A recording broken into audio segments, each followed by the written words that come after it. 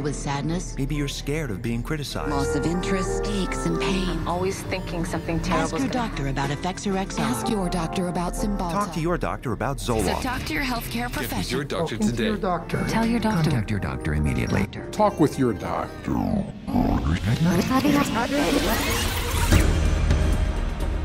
40 évvel ezelőtt vezető pszichiáterek találkoztak Puerto Ricóban, hogy megtervezzék az általuk elképzelt jövőt. We see a developing potential for nearly a total control of human emotional status, mental functioning, and will to act. A tervük a 2000. évre olyan pszichiátriai szerek egész sorának létrehozása, amelyek az emberi viselkedés minden részét kontrollálják.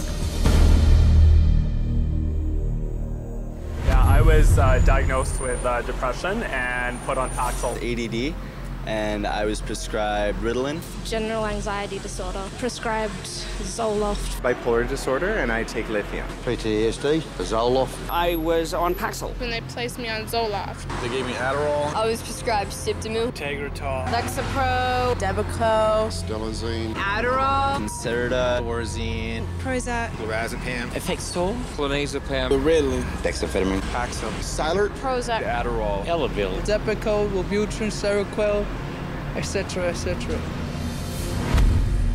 100 millióan szednek pszichiátriai szereket a világon.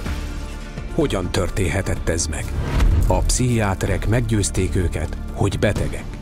They want you to think you're diseased from birth, and that all those experiences of life, childhood and adolescence and teenage years and adulthood and being a senior citizen, that these are all various stages of disease. Because let's face it, we've all been depressed at one time. We've all been anxious at one time. These are normal emotions that we feel. Every emotional and spiritual problem is reduced to a label. And of course, all of those diseases require pharmaceutical treatments. This is big, big business.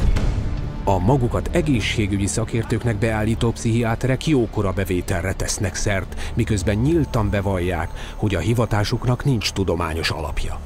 You don't really have any specific blood tests or other tests that are definitive for any mental illness whatsoever. It would be neat if it would become much more scientific. Well, if you go to my office and you tell me that you're depressed, there's nothing, and no blood sample, whatever, no tests. There are not current available tests to verify your diagnosis. I don't use any tests. You do not have a test to say, well, this is this disorder and this is the best medication for this disorder. For many years we thought we had the tests nailed down, but it turned out that they weren't of any value.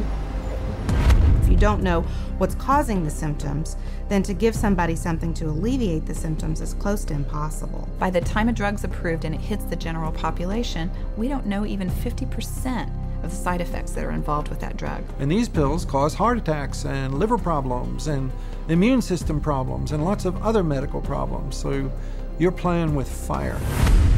A pszichiátriai szerek nap mint nap súlyos reakciókat váltanak ki. És noha a pszichiáterek és a gyógyszergyártó cégek teljesen tudatában vannak az általuk eladott szerek veszélyeinek, hagyják, hogy a gyanútlan vásárlók elszenvedjék a következményeket. Everything became worse.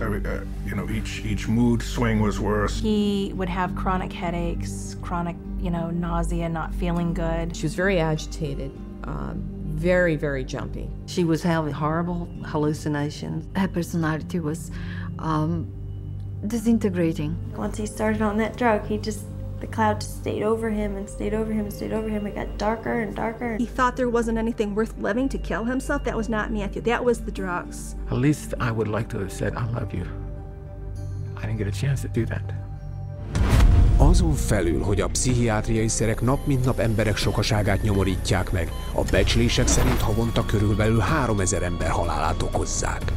Azonban a pusztítás nem harapódzott volna el ennyire, ha a pszichiáterek és a gyógyszergyártók nem reklámozták volna közös erővel a gyógyszereiket az orvosoknak az egész világon. Napjainkban a pszichiátriai szerek 70%-át a körzeti orvosok írják fel. Hogyan érik ezt el? Marketinggel. It's about creating a good story that uses science, that convinces a physician to think about writing a prescription. This is not science. This is incredibly effective marketing. It has nothing to do with science. They use what I call statistical contortionism basically just skew the numbers, make everything look fantastic, you hide the bad numbers. They're learning every trick in the book. They're evolving into efficient marketing machines, and it's working. There's definitely an unholy alliance between psychiatry and pharmaceutical sales. That's a marriage made in heaven. They're like conjoined twins. They're joined at the wallet. És mivel 374 mentális zavar található a pszichiátria diagnosztikai kézikönyvében, és még továbbiak állnak kidolgozás alatt, az üzlet virágzik. Az 1966-ban 44 féle pszichiátriai szergyártó cégek mára 174-re bővítették palettájukat. Az 5 legfelkapottabb pszichiátriai szer több pénzt hoz, mint amekkora a bruttó nemzeti termék értéke a bolygó országainak több mint felében. A pszichiátriai ipar összesen $1/2 billió csöpör be évente.